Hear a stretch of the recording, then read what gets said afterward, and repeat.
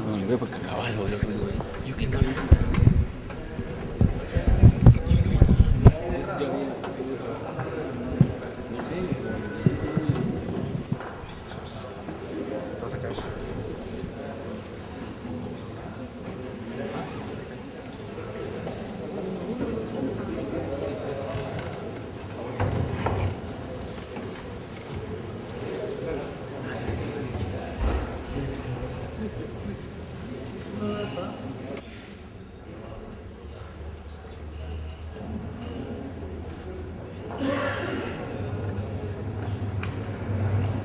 Presidente, el licenciado Franklin Eric Juárez Elías es el expositor. Queda usted en el uso de la palabra, licenciado, por favor.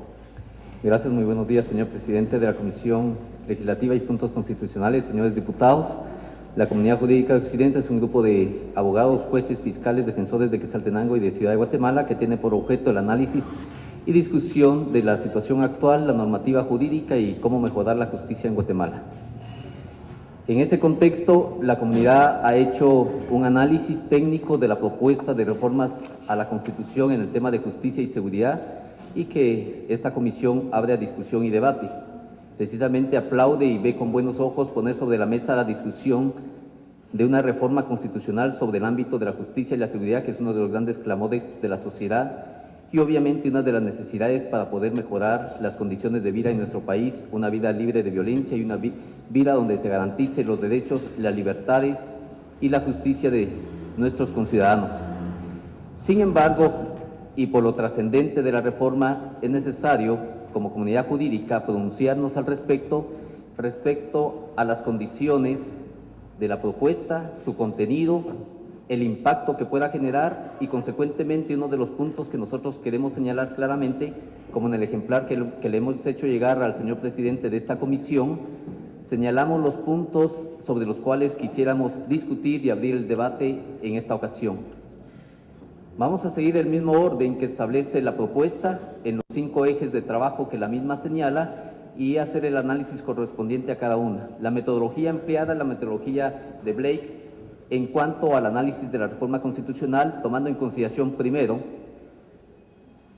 las necesidades que implica la reforma, si son obviamente legítimas las mismas, son necesarias e impostergables o por el contrario son propuestas o requerimientos desde otro ámbito, desde otro contexto, si son coyunturales o son eminentemente desde una perspectiva muy particular. El segundo aspecto es si se logra determinar si las necesidades son legítimas, como en este caso lo son porque queremos mejorar el tema de justicia y seguridad, procede a analizar si las mismas están reguladas o no constitucionalmente, y si están reguladas, si la norma jurídica constitucional es suficiente para ello, y consecuentemente determinar en qué forma la nueva reforma o la nueva forma de regular constitucionalmente estos puntos son imprescindibles y consecuentemente impactarían en el contexto de nuestro país.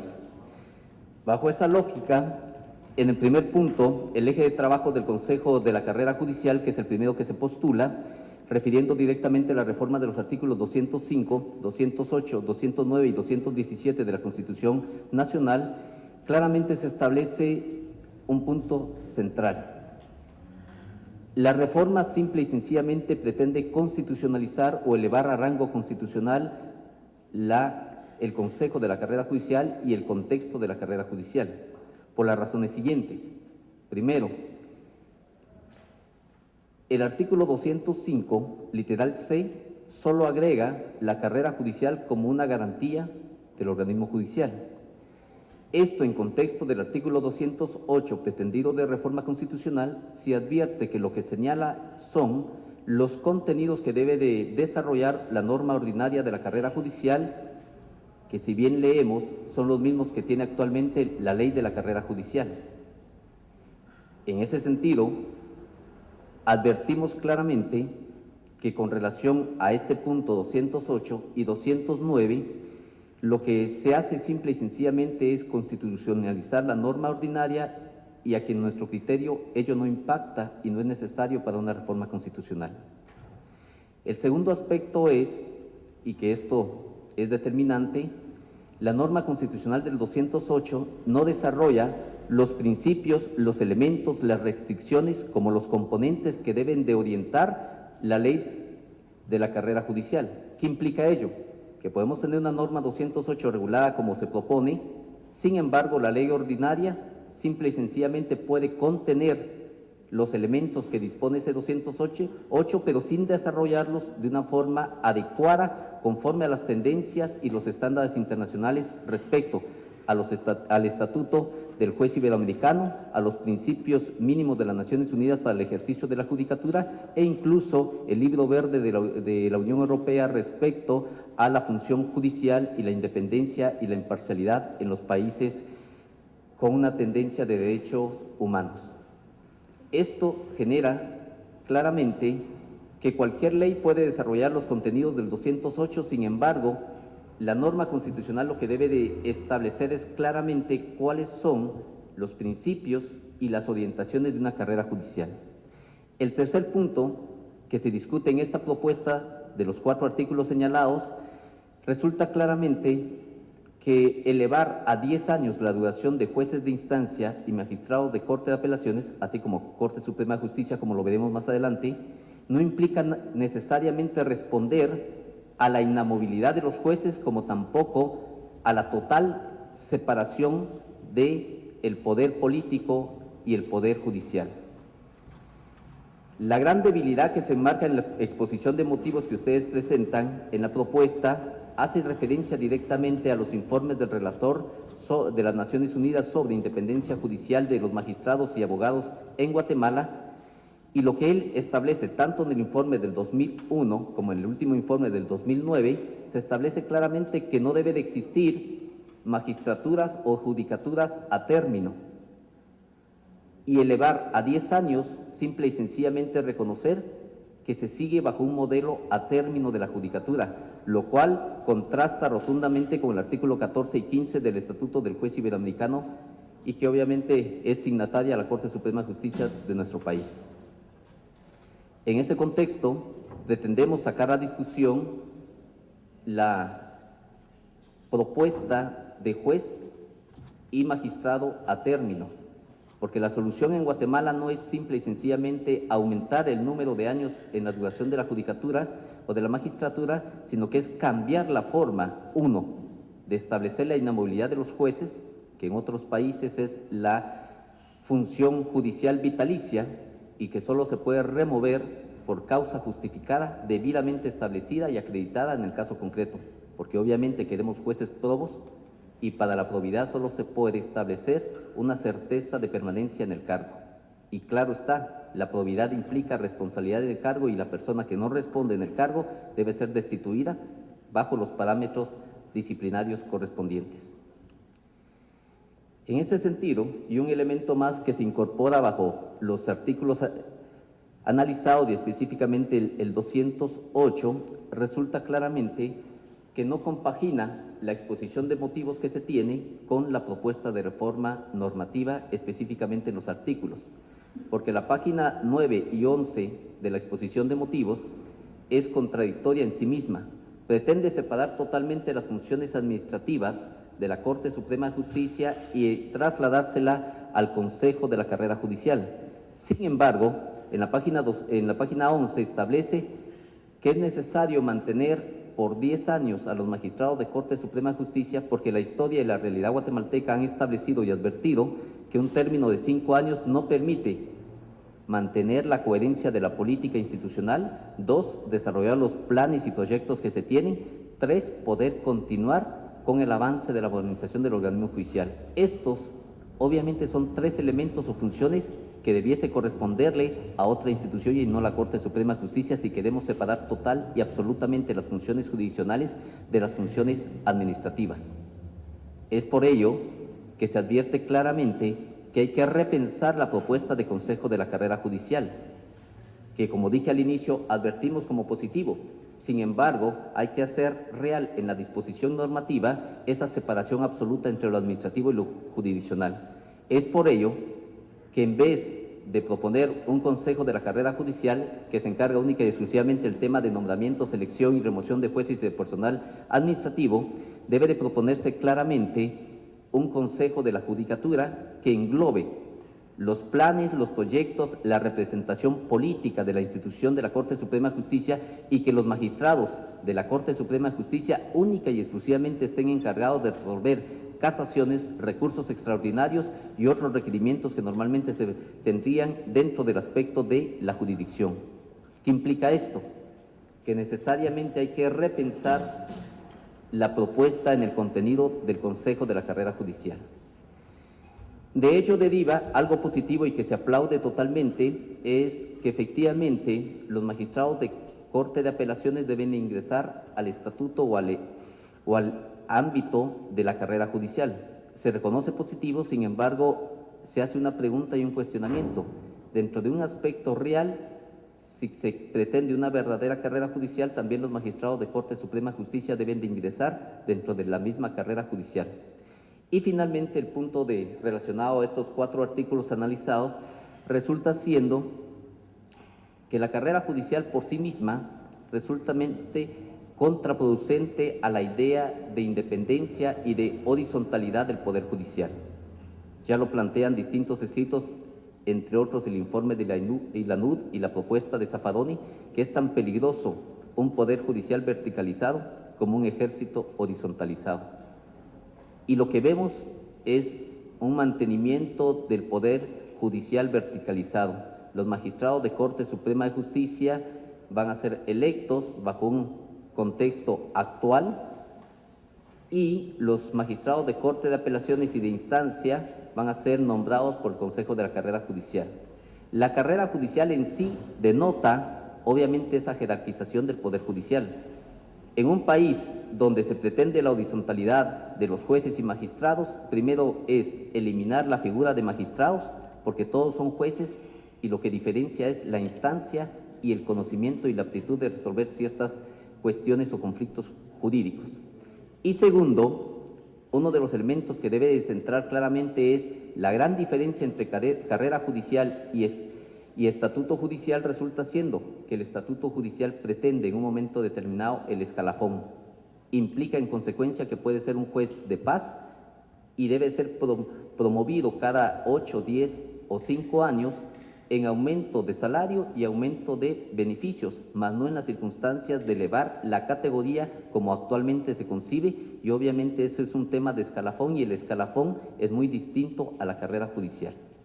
Este es punto de debate que quisiéramos que se tomara en consideración por la Comisión Legislativa en cuanto a la propuesta de reforma a el Consejo de la Carrera Judicial y los nombramientos respectivos.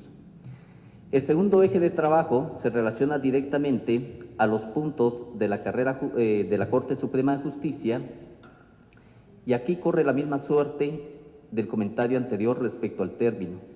10 años para el nombramiento de los magistrados de Corte Suprema de Justicia. Aumentar nuevamente de 5 a 10 años no consideramos que sea la solución para los grandes problemas y debilidades que se señalan en la propia exposición de motivos. Cambiar la forma de nominación de los magistrados a Corte Suprema de Justicia es un gran punto de discusión y que obviamente sí encerraría un aspecto de mejora sustancial y de impacto en nuestra realidad guatemalteca. Claro está, la tendencia latinoamericana siempre ha sido reconocer que la alta jerarquía de un poder judicial es nombrada o por el Ejecutivo o por el Legislativo, bajo un aspecto de selección previa en una comisión de postulación. Consideramos que bajo la tendencia que lleva la comisión en hacer la propuesta constitucional, es imprescindible que se vuelva coherente, primero, la carrera judicial si se mantiene hasta la Corte Suprema de Justicia. Segundo, que se repiense cómo nombrar a los magistrados de Corte Suprema de Justicia. Porque si lo que se señala actualmente de los nombramientos, que es lo que se pretende cambiar, va a ser la misma circunstancia a los 10 años. Y esto no podemos permitir. Un segundo aspecto que entraña lo relativo directamente al tema de la Corte Suprema de Justicia implica directamente cómo se conforma la comisión de postulación en un momento determinado. que es la diferencia que uno encuentra al leer el artículo 214 y 215 con los vigentes actualmente. La pretendida reforma constitucional plantea la diferencia en la forma que se integra la comisión de postulación. La pregunta es, ¿debemos mantener las comisiones de postulación y los nombramientos de los magistrados como actualmente está, o hay otra forma más adecuada para hacerlo? Hay una forma distinta para nombrar magistrados de Corte Suprema de Justicia. Y quizás ahí podemos ver los ejemplos que nos plantean distintos países, entre otros, Estados Unidos, Alemania, Gales, en donde tiene una forma distinta a la iberoamericana que tradicionalmente se ha seguido. Esto conllevaría nuevamente a hacer una reflexión sobre las circunstancias de las propuestas y los elementos que encierra una verdadera circunstancia de cambio de Corte Suprema de Justicia. Algo que se señala y que donde basa la reforma también sus elementos centrales es sobre la representación política de la Corte Suprema de Justicia a través de su presidente. El nombramiento de 5 años del presidente, pudiendo ser reelecto para un periodo igual, es decir, mantener los 10 años para el que fue nombrada esa judicatura. Si creemos que el Poder Judicial debe dedicarse única y exclusivamente a juzgar y ejecutar lo juzgado y que los magistrados de Corte Suprema de Justicia no deben de eludirse de esa función jurisdiccional, advertimos claramente que la representación de la Corte Suprema de Justicia no debe estar en el presidente de la Corte Suprema de Justicia. La representación política e institucional de la Corte Suprema de Justicia debe estar en el secretario o en el presidente del Consejo de la Judicatura, como lo plantea claramente la experiencia en este elemento de cambio Argentina, y también las tendencias que están siguiendo Bolivia y Ecuador. La idea en consecuencia es, los magistrados se dedican a juzgar y ejecutar lo juzgado y no le corresponde en absoluto velar o enterarse o seguir la línea de los proyectos de las políticas institucionales, porque para eso hay un Consejo de la Judicatura que desarrolla, delinea, ejecuta y controla los proyectos de reforma o de cambio, de mejora dentro de la institución del organismo judicial. Esto haría, primero, como derivativo, tener 3 cámaras o 4 cámaras integradas por los magistrados que se consideren pertinentes sin presidencia. Cambiaríamos el rol en consecuencia de la Corte Suprema de Justicia y le daríamos todas las atribuciones al Consejo de la Judicatura. Esto es una separación absoluta de funciones jurisdiccionales y administrativas. Separar única y exclusivamente el nombramiento de jueces y magistrados y de personal administrativo de las circunstancias del poder de la Corte Suprema de Justicia no implica necesariamente la separación de funciones administrativas y jurisdiccionales. Es necesario avanzar bajo otra propuesta y necesidades en consecuencia de verificar cuáles son las verdaderas ideas y obviamente necesidades de Guatemala y lo que propone esta comisión, que en la lectura de la exposición de motivos consideramos que es coherente a lo que nosotros estamos planteando. Sin embargo, en la redacción vemos un tanto las circunstancias de contradicción y que no se acerca directamente a la exposición de motivos como tal. Un último punto relacionado a la circunstancia de la Corte Suprema de Justicia implica necesariamente el aspecto de la remoción progresiva. La remoción progresiva es positiva y es una de las experiencias que normalmente se tiene en varios países, entre otros Argentina y Colombia, pero con una forma diferente. Como los nombramientos son vitalicios o permanentes, solo puede haber una remoción progresiva en el momento que exista una vacante por cumplir la edad máxima que establece la ley para desempeñar el cargo, y segundo, porque exista una causal determinada para ello. ¿Qué implicaría esto? Que incluso los magistrados de Corte Suprema de Justicia deben estar sometidos al régimen disciplinario, lo que actualmente no están y que tampoco la reforma constitucional lo plantea. Es necesario tener dentro del enfoque disciplinario y de control de responsabilidades también a los magistrados de Corte Suprema de Justicia si queremos horizontalizar un poder judicial. Solo, perdón, le pediría al señor presidente que si me marca la pauta del tiempo para que yo vea mis espacios de Gracias, señor presidente. Para ver los otros temas que tenemos sobre discusión. De ello implica una propuesta muy concreta y es el Consejo de la Carrera Judicial, si va a tener el poder de representar institucionalmente a la Corte, políticamente a la Corte y encargarse de todos los temas administrativos y de proyección de políticas judiciales, es necesario que se repiense cómo integrarlo, porque integrar, como está planteado en el artículo 209, el Consejo de la Carrera Judicial, es un tanto delicado, porque abre el espacio al Colegio de Abogados y abre el espacio a la Universidad de San Carlos de Guatemala. No estamos en contra de la democratización del Poder Judicial, pero sí advertimos que es muy distinto democratizar un Poder Judicial a generar riesgos no controlados en un Poder Judicial.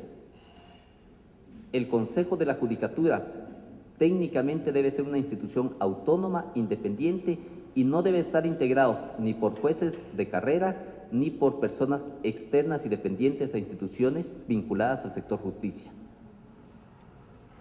Los magistrados o los consejeros de un consejo de la carrera judicial o de la carrera judicial tienen que ser nombrados única y específicamente para el cargo, bajo un proceso de selección adecuado, meritorio y transparente, pero no pueden representar ni a jueces, ni a magistrados, ni a colegio de abogados, ni a universidad. Deben ser personas individuales que por su capacidad, su honestidad y su dedicación a la mejora del sistema de justicia en Guatemala sean nombrados y que sean los encargados de dirigir políticamente la institución del organismo judicial y responder, obviamente, a las circunstancias de los planes y programas para la mejora de la misma institución. Esto implicaría, en consecuencia, repensar que si este riesgo de incorporar al Colegio de Abogados y a la Universidad de San Carlos de Guatemala dentro del Consejo de la Carrera Judicial puede ser un riesgo controlado o es un riesgo no controlado. Porque si resulta siendo un riesgo no controlado, obviamente es demasiado delicado y difícilmente podríamos mejorar el sistema y, por el contrario, quizás lo podríamos empeorar. Luego, en el punto 3, eje de trabajo 3 de la propuesta de la reforma constitucional, se advierte que se hace una referencia directa a las circunstancias de asistencia legal gratuita, pretendiendo agregar o adicionar un artículo 222A. Al respecto merece la atención 3 reflexiones. Una primera, la asistencia legal gratuita es eminentemente subsidiaria. Ningún país, ni los más recientes en constitucionalismo, que tengan una tendencia de asistencia social, tienden a tener una asistencia legal gratuita absoluta. Así, por ejemplo, la Constitución ecuatoriana del año 2008 establece en el artículo 191 y 192 restricciones para la asistencia legal gratuita. Segunda reflexión, la asistencia legal gratuita puede ser utilizada con abuso, como nuestra realidad actual. De la estadística que se tiene actualmente en la defensa pública penal y dentro del propio organismo judicial se advierte que más del 78% de las causas penales son defendidas por abogados defensores públicos. Pero lo importante y el dato cualitativo de ello, un alto porcentaje, que llega hasta 22%, son personas que no tienen ninguna necesidad de contratar los servicios de la defensa pública penal. Exgerentes, incluso de bancos e instituciones privadas, exalcaldes, exfuncionarios públicos siendo defendidos por la defensa pública penal. ¿Tiene la propuesta constitucional los candados jurídicos respectivos para no abusar de la asistencia jurídica legal gratuita? Que es el segundo aspecto que se plantea, porque un país democrático no puede generalizar la asistencia gratuita, sino única y exclusivamente la debe de proveer a las personas, a los sectores, a los grupos que la necesitan y que por sus condiciones, como niños y adolescentes, no pueden sufragar el pago de abogados o por las condiciones económicas no lo puedan hacer en el caso concreto. Para ello, en consecuencia, basta una tercera reflexión, y es que un segundo párrafo de ese adicionado 222A que se pretende en la reforma constitucional es delicadísimo al establecer que la asistencia jurídica gratuita en el ámbito penal es obligatoria.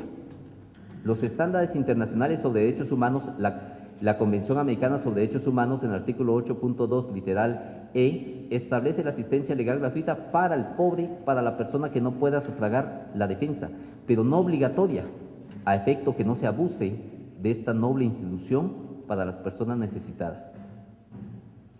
Un segundo aspecto es que si se abre la asistencia legal gratuita a todos los ámbitos jurídicos, podemos advertir que esto podría reñir con la defensa de los derechos de la niñez y la adolescencia que tiene la Procuraduría de la Nación a través de la sección respectiva, podría contrariar lo que establece el Código de Trabajo respecto a que los inspectores de trabajo son los asistentes jurídicos y técnicos de los trabajadores, y no podemos justificar la asistencia legal gratuita para los patronos, porque obviamente si se es patrón, se tiene capacidad de pago para contratar servicios de un abogado.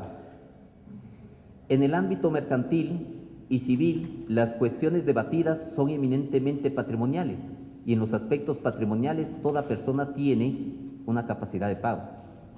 No podemos tampoco abrir el espacio para ámbitos donde las personas pueden y deben sufragar los gastos de la asistencia legal gratuitas.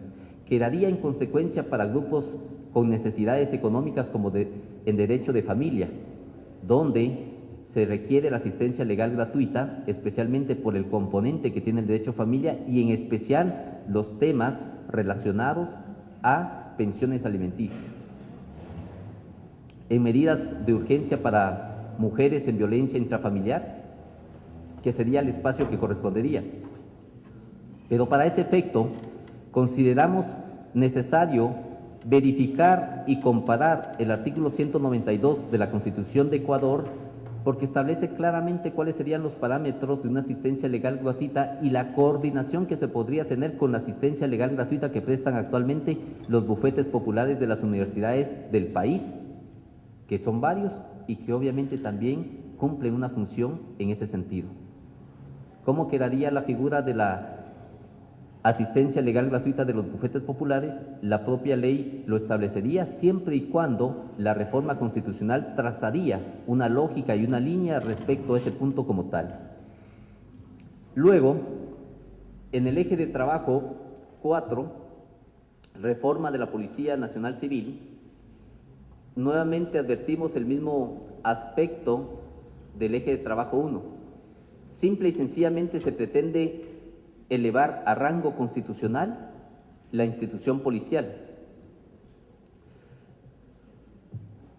cuando realmente lo que se pretende en una reforma constitucional es trazar las grandes líneas de una política de Estado para mejorar una institución.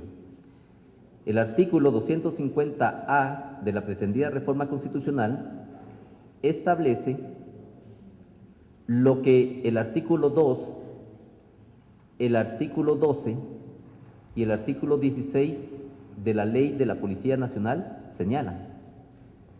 Es decir, no nos plantea algo nuevo, pero algo peor. No se toma para la construcción de este artículo de constitucionalizar a la Policía Nacional Civil lo que establecen los estudios y que lo que la propia iniciativa de ley que este Congreso de la República tiene de una policía de investigación criminal, separar absolutamente las funciones de una policía de prevención y una policía de investigación. ¿Qué implica esto? Que la reforma constitucional, segundo del artículo 250A propuesto en la reforma constitucional, se establece, es lo mismo que señala el artículo 51 de la Ley Orgánica del Ministerio Público y lo mismo que señala el artículo 113 del Código Procesal Penal, en cuanto que en aspectos de investigación la policía depende funcionalmente del Ministerio Público. Sin embargo, nuestra realidad nos plantea algo diferente. Ese artículo ha sido interpretado de distintas maneras y lo menos que hay es una dependencia funcional del Ministerio Público hacia la policía. Ningún fiscal puede ordenar a los policías en temas de investigación. siempre se cursa a través de la dirección respectiva y la dirección correspondiente es la que ordena todo lo relativo a los aspectos de investigación. Por eso creemos que una propuesta constitucional, si eleva a rango constitucional la institución policial, es necesario que clarifique esos aspectos. Ya la reforma del artículo 173 del Código Procesal Penal, precisamente planteada por el señor presidente de esta comisión legislativa, en cuanto a quitarle las funciones eminentemente administrativas y de notificación a los policías, es adecuada y focaliza claramente que las dos funciones de la policía son prevención e investigación. Ahora ¿la norma plantea claramente esta línea? ¿O la norma simple y sencillamente traslada las disposiciones ordinarias a la norma constitucional? Y recordemos que la regulación actual de la Ley de la Policía Nacional Civil es inadecuada.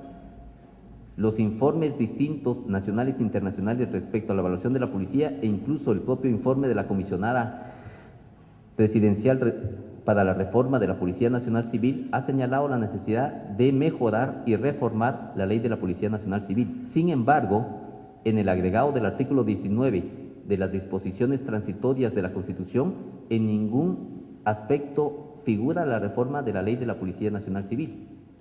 Figura la reforma de la Ley de Organismo Judicial, del Ministerio Público, también de la Defensa Pública Penal, de la carrera judicial, pero no de la Policía Nacional Civil. Es decir, constitucionalizamos y mantenemos inamovible la ley de la carrera judicial, de la Policía Nacional Civil. Obviamente es delicado.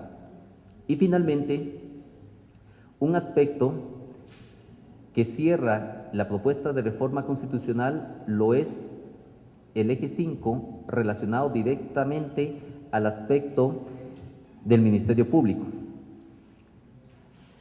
La debilidad que genera la necesidad de una reforma constitucional en el ámbito del Ministerio Público no es si la comisión de postulación está adecuadamente conformada o no.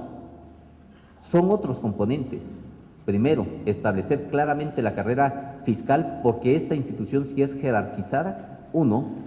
Segundo, establecer claramente también cuáles son los componentes del desarrollo de la carrera fiscal y quién debe de nombrar al fiscal general de la República, porque el nombramiento del fiscal general de la República por el organismo ejecutivo es delicado.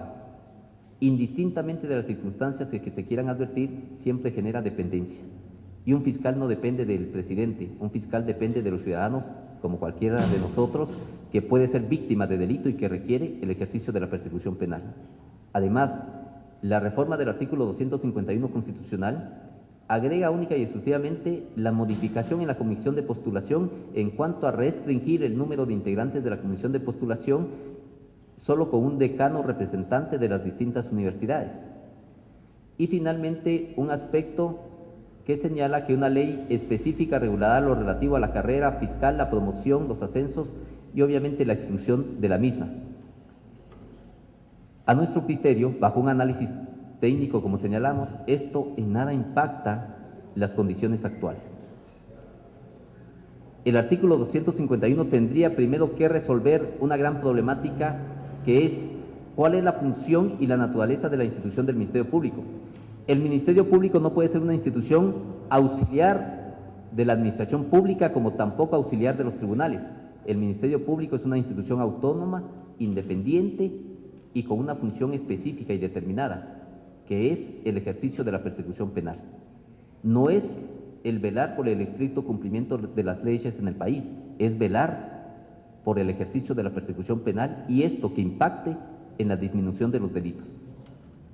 Y ese sería un primer punto, porque el párrafo actual del artículo 251 constitucional establece que es auxiliar de los tribunales como institución y le corresponde el estricto cumplimiento de la ley, lo cual no es correcto según los estándares y tendencias internacionales y específicamente el informe sobre los desafíos del Ministerio Público a nivel latinoamericano del Centro de Estudios de Justicia de las Américas, que es una organización de la OEA.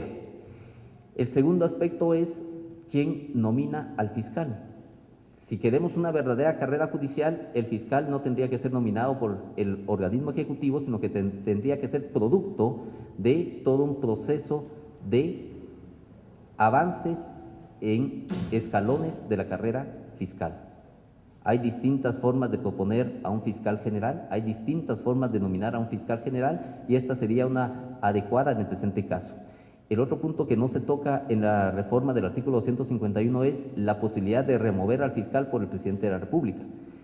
La remoción es importante y necesaria de cualquier funcionario público que tiene una gran responsabilidad, pero la pregunta es, ¿cuál es el organismo más adecuado para hacerlo?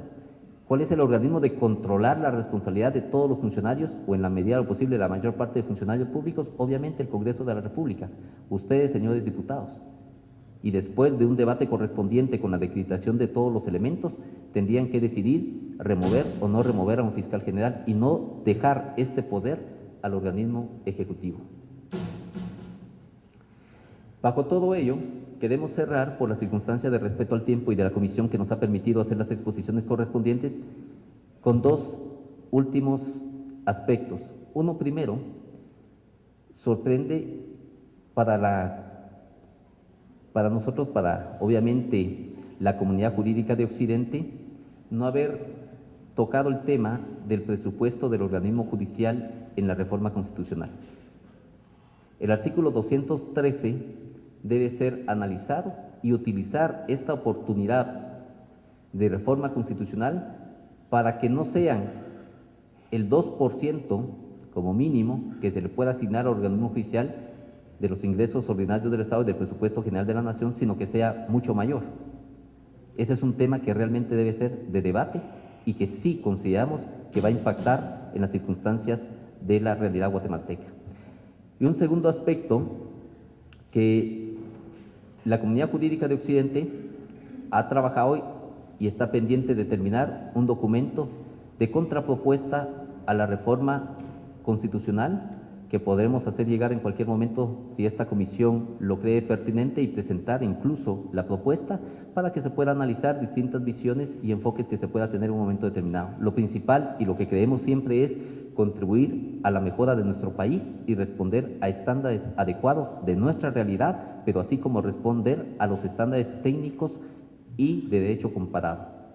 Solo resta agradecer el espacio, la atención brindada y sobre todo felicitarles porque este espacio de debate, de discusión previa a la aprobación de una pretendida reforma constitucional es lo que enmarca claramente tomar elementos para mejorar una propuesta inicial. Sabemos que es un gran esfuerzo, es loable la propuesta, aplaudimos, como dije al inicio también, que lo esté llevando esta comisión, pero siempre es necesario reflexionar que nada es perfecto en la vida, pero todo es perfectible y ustedes pueden volver perfectible esta propuesta y que realmente impacte en nuestra realidad guatemalteca, mejorando la justicia y la seguridad. Gracias. Agradecemos al licenciado Franklin Eric Juárez Elías su amplia exposición. En el momento en que la discusión se produzca y realicemos las audiencias conjuntas, vamos a invitarle para que pueda asistir a las mismas. Ya me han entregado su propuesta escrita, únicamente voy a pedirle que la versión electrónica, si no la trajo, nos la haga llegar a la brevedad posible. Muchísimas gracias a la comunidad jurídica de Occidente por su participación.